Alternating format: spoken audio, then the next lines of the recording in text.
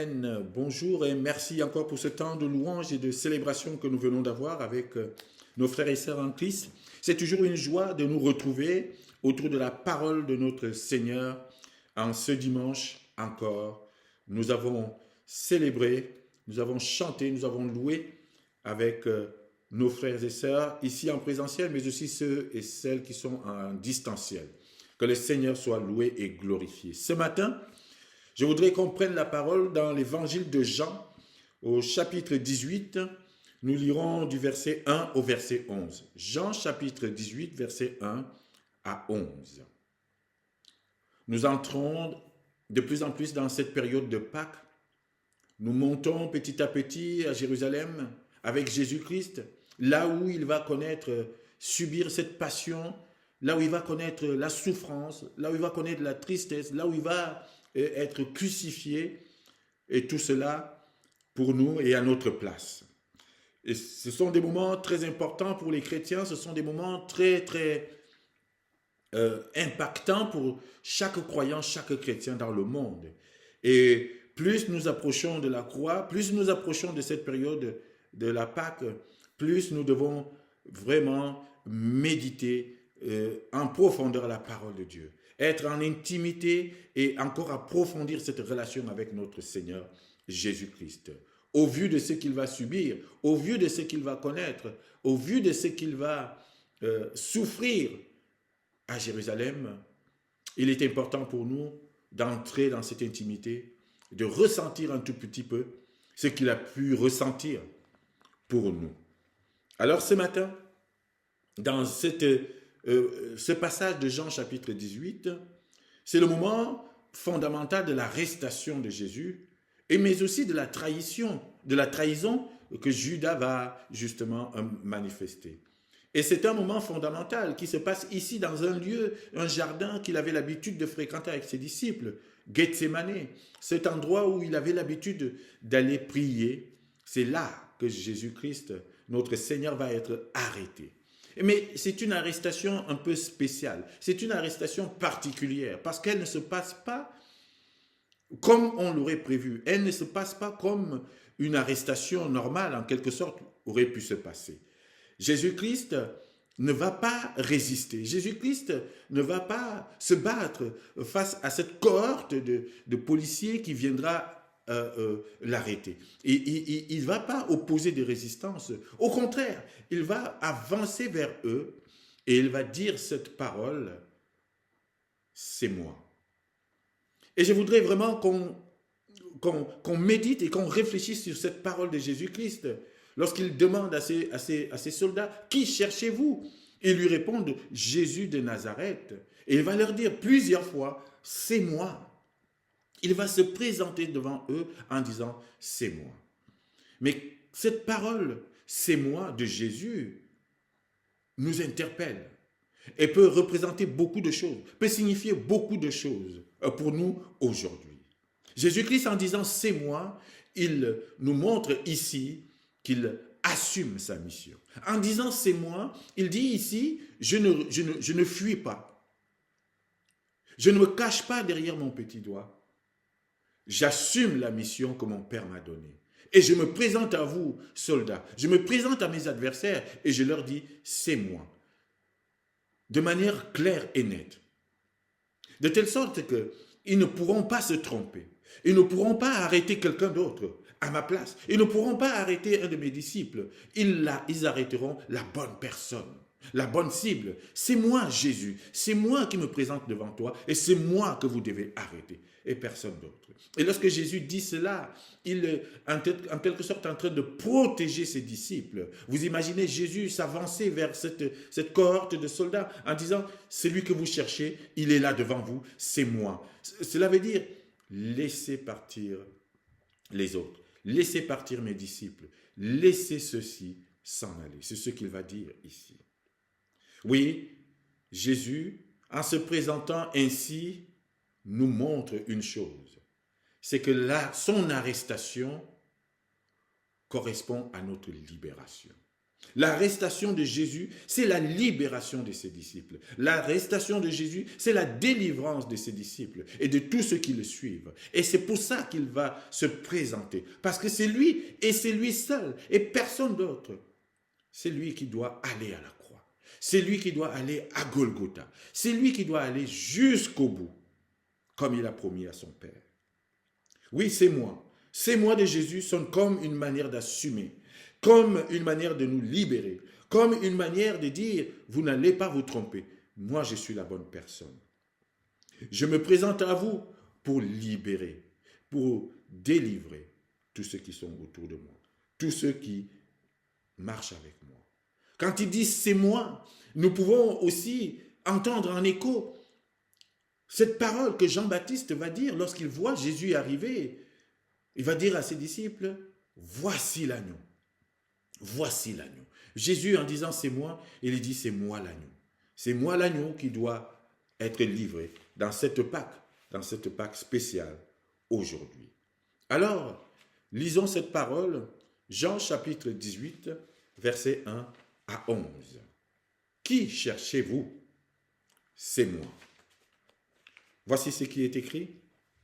Lorsqu'il eut dit ces choses, Jésus alla avec ses disciples de l'autre côté du torrent de Cédron, où se trouvait un jardin dans lequel il entra, lui et ses disciples. Judas qui le livrait connaissait ce lieu parce que Jésus et ses disciples s'y étaient souvent réunis. Judas donc, ayant pris la cohorte et des huissiers qu'envoyèrent les principaux sacrificateurs et les pharisiens, vint là avec des lanternes, des flambeaux et des armes. Jésus, sachant tout ce qui devait lui arriver, s'avança et leur dit, « Qui cherchez-vous » Ils répondirent, « Jésus de Nazareth. » Jésus leur dit, « C'est moi. » Et Judas qui le livrait était avec eux.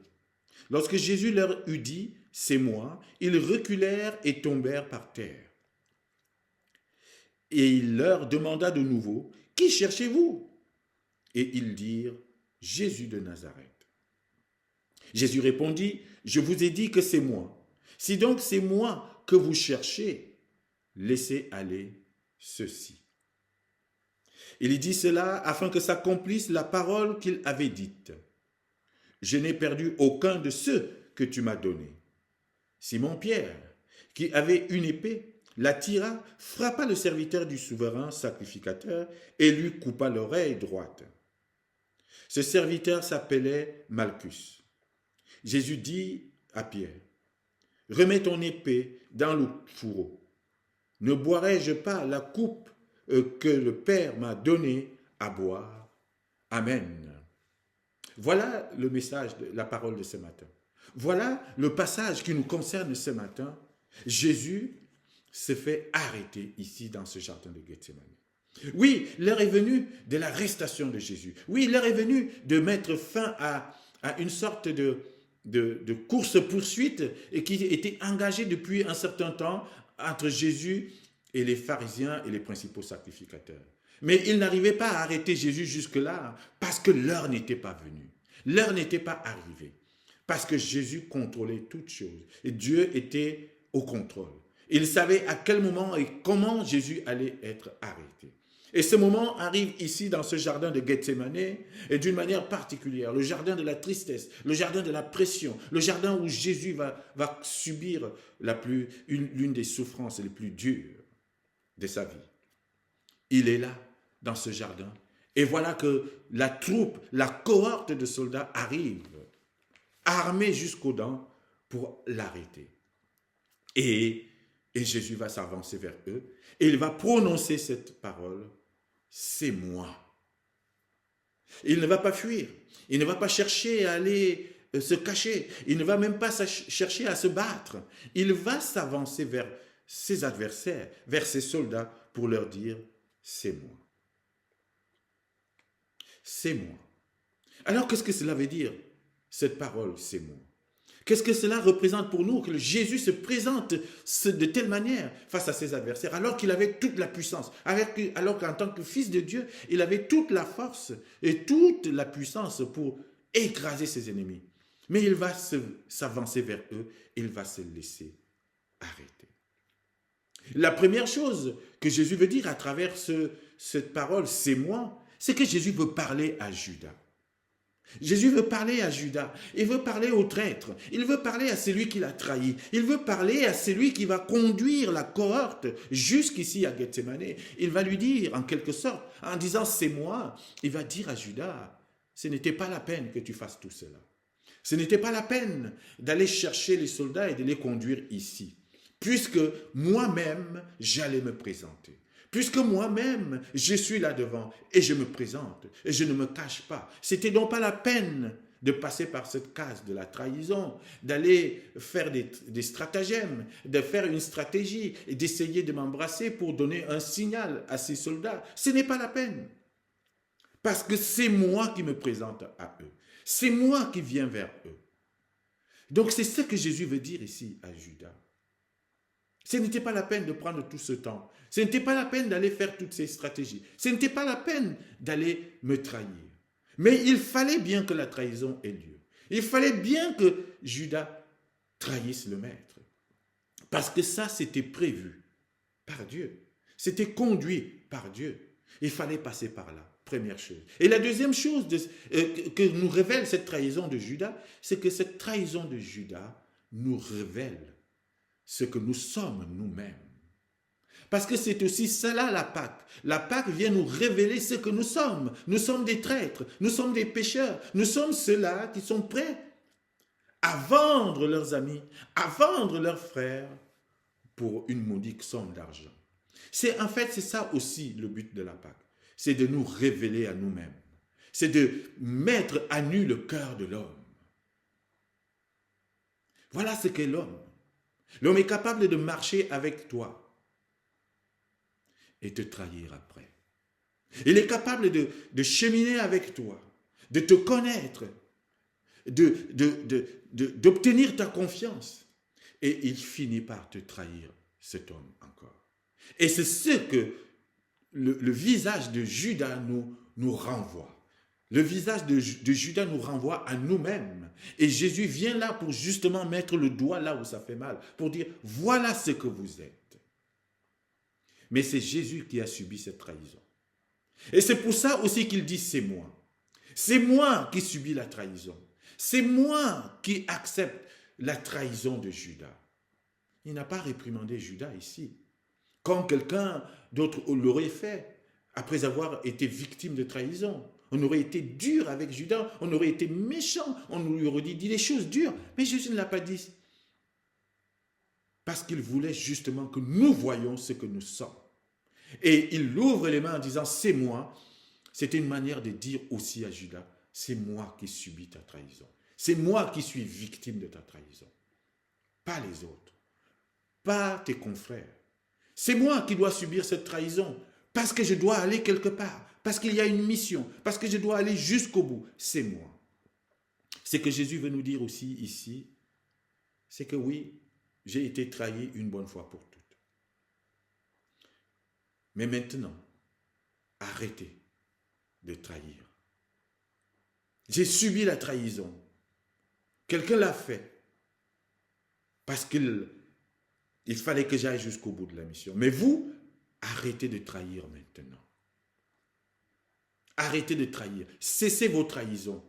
Ce que Jésus vient faire à travers la mort sur la croix, à travers cette période de Pâques, c'est qu'il vient révéler à l'humain ce qu'il est afin de le transformer, afin de le changer. Oui, nous sommes tous un tout petit peu des Judas quelque part. Nous sommes aussi ces hommes et ces femmes qui peuvent, pour un rien, trahir. Mais Jésus dit, mais ne reste pas dans la trahison. Je viens justement mourir sur la croix pour prendre cette trahison sur moi afin de te transformer toi et que tu deviennes quelqu'un d'autre. Que tu deviennes une autre femme, que tu deviennes un autre homme, celui qui ne trahit plus, celui qui n'a plus envie de trahir mais qui va marcher avec le maître. C'est ce que Jésus veut nous montrer ici. En disant c'est moi, Il dit, j'ai pris vos trahisons. Cessez maintenant de trahir. Soyez des serviteurs fidèles. Soyez des disciples fidèles. Et la deuxième chose qu'il veut nous dire, et ici à travers, en parlant à Judas, il veut lui dire, mais tu connaissais les lieux. Le traître connaissait les lieux. Judas connaissait les lieux ici. Et voilà pourquoi il a conduit les soldats à cet endroit-là, parce qu'il savait les habitudes que Jésus avait. Il avait l'habitude de venir prier là à Gethsémani. Et c'est là qu'il l'amène et qu'il conduit cette troupe. Le traître n'est jamais loin. Le traître ne vient jamais de loin. Le traître vient souvent de l'intérieur. Alors Jésus veut nous dire aussi à travers cela, méfiez-vous. Ce n'est pas pour nous donner un esprit de paranoïa ou qui va nous amener à soupçonner tout le monde qui est autour de nous. Mais non, c'est une manière de nous dire, connaissez-vous véritablement. Apprenez à vous connaître. Mais veillez, soyez vigilants, parce que le traître n'est jamais loin. Et il vous connaît. Et peut-être même c'est celui qui vous connaît le mieux. Apprenez véritablement à vous connaître, en vérité et en esprit. Oui, la deuxième chose que cette parole de Jésus, c'est moi, nous apprend encore ce matin, chers frères et sœurs, c'est toute cette préparation qui se passe autour de l'arrestation de Jésus. Il y a eu une telle mobilisation de moyens pour arrêter un seul homme que Jésus va finir par leur dire, mais c'est moi, ce n'est pas la peine de prendre tout ce temps. Ce n'est pas la peine de mobiliser autant de choses pour venir m'arrêter, moi, un seul homme. Ce n'est pas la peine, puisque c'est moi. Ce n'est pas la peine de mettre les moyens de recherche. Ce n'est pas la peine de vous munir de lambeaux, de vous munir de lanternes, de vous munir de torches, de vous munir de tant d'armes. Ce n'est pas la peine d'avoir une telle cohorte de soldats pour venir m'arrêter, puisque moi, je veux me présenter à vous, puisque c'est moi qui viendrai vers vous. Jésus est en train de nous dire à travers cette attitude, en disant c'est moi, Jésus dit c'est moi qui me laisse arrêter. Ce n'est pas vous qui m'arrêtez. Jésus se présente à ses bourreaux pour dire c'est bien moi. Celui qui doit être arrêté, c'est moi. Comprenez? Pas les autres, pas mes disciples, pas mes brebis, parce que je ne veux perdre aucune de ces brebis. Et la qualité de la préparation de cette arrestation et la quantité de moyens mobilisés montre une autre chose. Cela indique la puissance même de Jésus. Cela montre que Jésus était un personnage spécial, que Jésus n'était pas comme les autres. Il n'était pas n'importe qui. En fait, les soldats sont en train d'acter le fait que Jésus est puissant et que Jésus était capable de faire un miracle. Ils se sont préparés comme s'il fallait aller arrêter l'ennemi public numéro 1. On n'a jamais vu une telle mobilisation de force pour une seule personne. C'est dire que Jésus était spécial. C'est dire que Jésus était particulier. C'est dire la puissance de cet homme. C'est dire l'autorité qu'il avait et l'influence et l'impact qu'il pouvait avoir auprès même de ses adversaires. Voilà pourquoi ils se sont mobilisés autant. Il a fallu, pour arrêter Jésus, il a fallu un traître, Judas. Il a fallu une cohorte de soldats, c'est-à-dire un bataillon en quelque sorte. Il a fallu des lanternes pour bien voir, pour être sûr qu'on ne se trompe pas. Il a fallu des flambeaux pour bien éclairer l'endroit. Il a fallu des armes, une telle mobilisation pour arrêter un seul homme. C'était inouï. Mais tout cela, c'était une confirmation que Jésus était un homme spécial, qui a fait des miracles auparavant. Et ses soldats et ses ennemis l'ont vu. Et à chaque fois qu'ils voulaient l'arrêter, avant, Jésus s'échappait. Et ils ne comprenaient pas parce que l'heure n'était pas arrivée.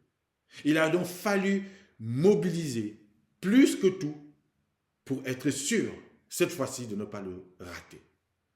Mais sauf que ça ne s'est pas passé comme il voulait. Jésus s'est donné.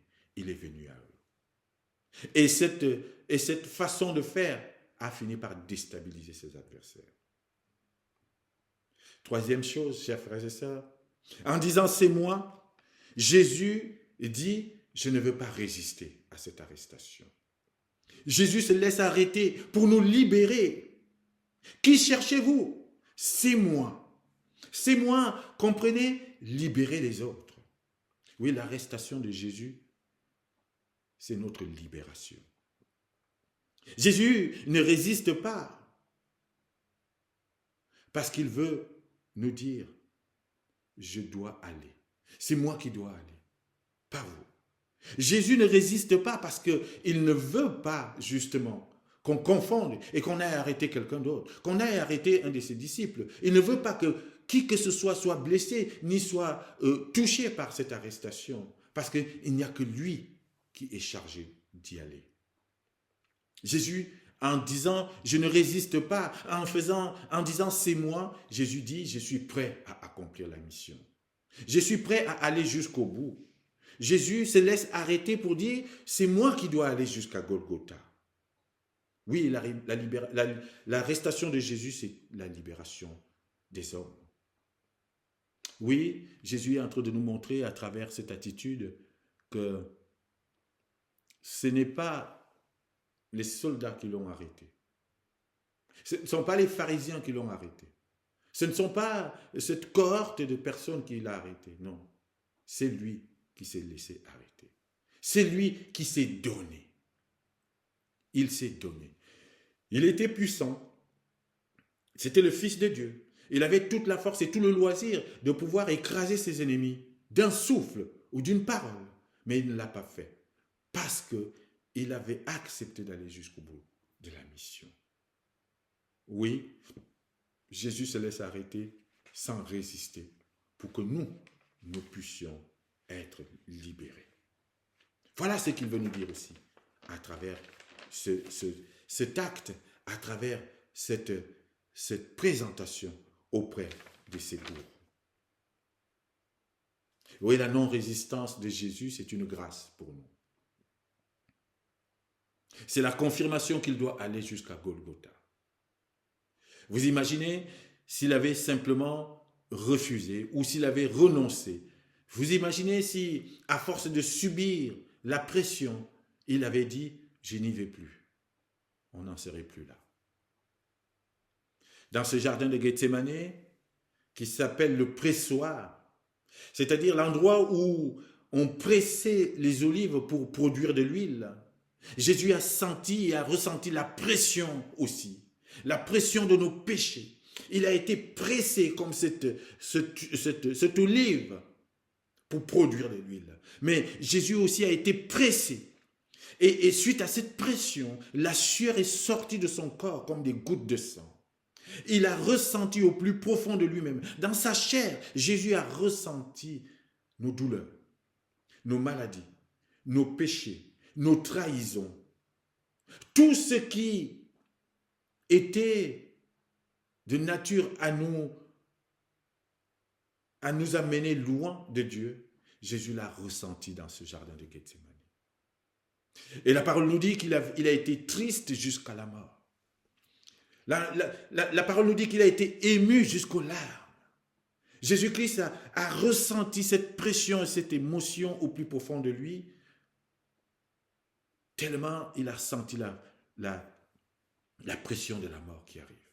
À tel point qu'il dit à son père, s'il était encore possible que tu m'éloignes de cette coupe de quelques instants seulement, s'il était encore possible que tu retardes un tout petit peu l'échéance, mais non pas ma volonté, mais la tienne. C'est dire à quel point le Fils de Dieu a subi cette passion, cette souffrance dans sa chair, dans son corps. Oui, la parole veut que nous comprenions cet événement et cette pression pour qu'on ne néglige pas l'œuvre de Christ sur la croix. Et pour qu'on ne se dise pas, qu'on ne soit pas tenté de dire, mais oui, mais c'était facile pour lui puisqu'il était le Fils de Dieu. Non, il a vraiment subi ces choses au plus profond de sa chair, de ses tripes, parce qu'il s'est fait chair pour cela. Il a été homme pour cela. Il a vraiment subi la douleur et la souffrance que nous devrions souffrir. Il l'a subi au plus profond de lui-même. Il a senti les douleurs de la mort, la pression de la mort arriver. Et il aurait pu dire, c'est trop dur, j'arrête, je n'irai pas jusqu'au bout. C'est trop dur, je ne peux pas continuer. Il aurait pu le dire, mais il s'est ressaisi. Il a dit, il faut que j'aille jusqu'au bout. Parce que j'ai accepté de prendre sur moi les douleurs de ces hommes et de ces femmes. Oui, il aurait pu arrêter là, à Gethsemane, au moment de l'agonie, au moment de la pression, Jésus aurait pu abandonner.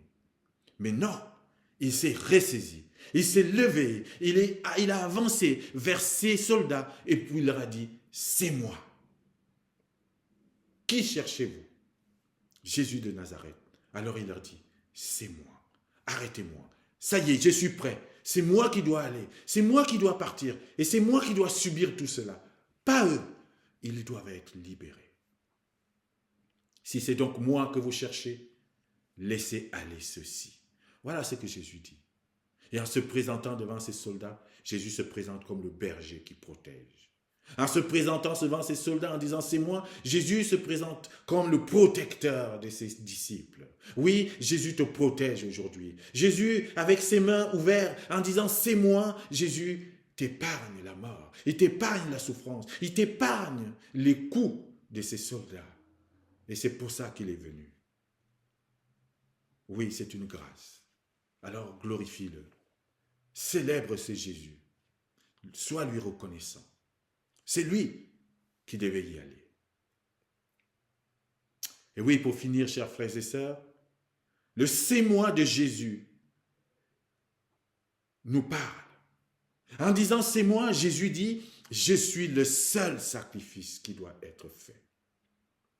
Fini les sacrifices de boucs, fini les sacrifices d'agneaux, fini les sacrifices d'animaux. C'est le seul sacrifice qui doit être fait, le seul qui va être agréé par le Père, c'est moi. Et c'est pour ça que Jésus dit, c'est moi. Jésus nous dit ici, c'est moi l'agneau. C'est moi l'agneau de cette Pâque-ci, cette Pâque spéciale que vous allez passer, ça y est, c'est moi l'agneau.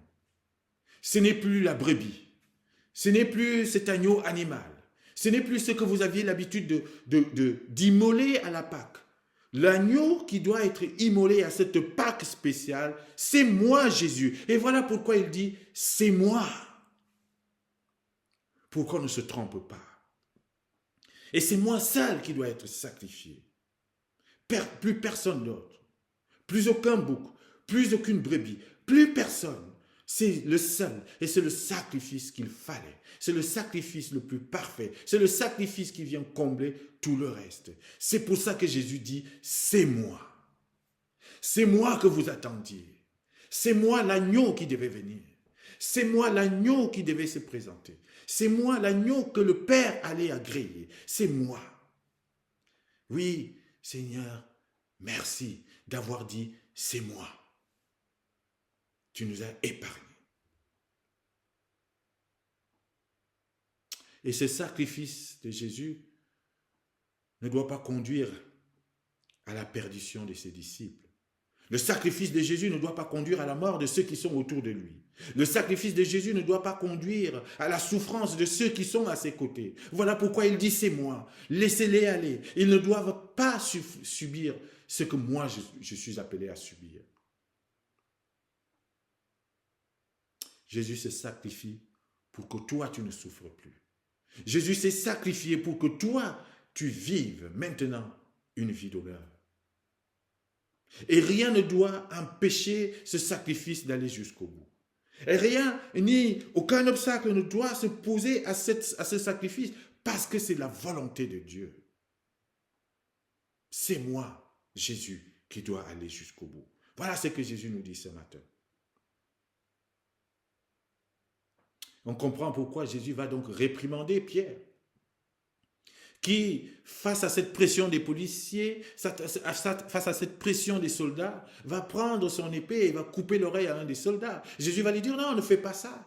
Range ton épée. Et Jésus va justement guérir ces soldats en disant, mais je dois boire la coupe que mon Père m'a donnée, la coupe de la colère à venir, la coupe de nos souffrances, la coupe de nos péchés, cette coupe amère. Il n'y a qu'un seul qui a été capable de la boire et qui doit la boire, c'est Jésus-Christ. C'est moi. Voilà pourquoi il dit c'est moi. C'est moi qui dois boire la coupe, cette coupe que mon Père m'a donnée. Et rien ne doit empêcher cela. Rien. Et voilà pourquoi Jésus ne se bat pas. Voilà pourquoi Jésus ne résiste pas. Voilà pourquoi Jésus dit c'est moi. Parce qu'il avait un objectif, une mission, boire la coupe que le Père lui a donnée. Cette coupe que nous, on aurait dû boire, c'est lui qui va la boire. Oh, Jésus se substitue à nous, à tous les niveaux. Et la volonté de Dieu, c'était qu'il boive cette coupe. Oui, il va dire à Pierre, remets ton épée, verset 11, dans le fourreau. Ne boirai-je pas la coupe que le Père m'a donnée à boire? Oui, il doit la boire jusqu'au bout. Il doit aller jusqu'à Golgotha. Et notre salut en dépend. Notre vie en dépend. Notre éternité en dépend. Voilà pourquoi, bien-aimés en Christ, nous devons voir dans cette parole de Jésus, c'est moi, la grâce, la miséricorde, la compassion, le salut, l'éternité. Heureusement que Jésus s'est présenté à ses soldats. Heureusement qu'il a dit c'est moi. Heureusement qu'il s'est posé en rempart. Oui, le c'est moi de Jésus, c'est notre protection. Le c'est moi de Jésus, c'est notre rempart. Quand Jésus dit c'est moi, il se présente comme notre bouclier face à la mort, face aux souffrances, face aux douleurs, face à tout ce qui aurait pu nous accabler et qui peut t'accabler aujourd'hui. Alors, si tu ressens la douleur aujourd'hui, si tu es malade aujourd'hui, si tu souffres d'une certaine manière aujourd'hui, mais sache que Jésus a pris ses souffrances, cette maladie, ces difficultés sur lui. C'est lui qui a souffert pour toi. Sache que tout cela a été transféré à Jésus. Et c'est pour ça que Isaïe va nous dire, c'est par ses meurtrissures que nous sommes guéris. Il s'est chargé de nos douleurs. Il a porté nos souffrances. C'est exactement cela qu'il a fait. En disant c'est moi, Jésus dit c'est moi qui porte ta croix. En disant c'est moi, Jésus dit c'est moi qui porte ta maladie. En disant c'est moi, Jésus dit c'est moi qui porte ton péché et qui te libère aujourd'hui de ce poids. Oh, chers frères et sœurs, si quelque part tu ressens encore ce poids du péché, si quelque part tu ressens encore ce poids de la maladie, si quelque part tu ressens encore ce poids de la souffrance et de la douleur, je ne sais quelle douleur, quelle épreuve par laquelle tu passes, si quelque part tu ressens encore cette souffrance et cette sueur, sache que Jésus a déjà pris tout cela. Jésus te dit aujourd'hui, ce n'est plus toi qui souffres, c'est moi qui ai souffert à ta place. J'ai souffert pour que toi tu vives. J'ai souffert pour que toi tu vives et que tu ne vives plus la même vie, mais que tu vives une vie nouvelle en Christ. J'ai dit c'est moi pour que toi, tu sois toi. Que tu t'affirmes comme enfant de Dieu. J'ai dit c'est moi pour que toi, tu vives une vie d'honneur. Alors ta maladie, ta souffrance, tes épreuves, c'est moi qui les ai pris. Moi, Jésus, pour que toi, tu sois libéré. Alors oui, vive vraiment ta liberté en Jésus-Christ aujourd'hui. Et quelle que soit l'épreuve et la souffrance par laquelle tu passes, Jésus l'a déjà pris. De telle sorte que cette souffrance n'est qu'éphémère, n'est que passagère. Et elle n'est pas faite pour te détruire, mais elle est faite pour te fortifier, pour te rendre inébranlable, pour travailler quelque chose en toi, que Jésus a déjà travaillé. Jésus dit à ses soldats, c'est moi. Et quand il dit c'est moi, c'est pour te protéger toi. Quand il dit c'est moi, c'est pour te couvrir toi.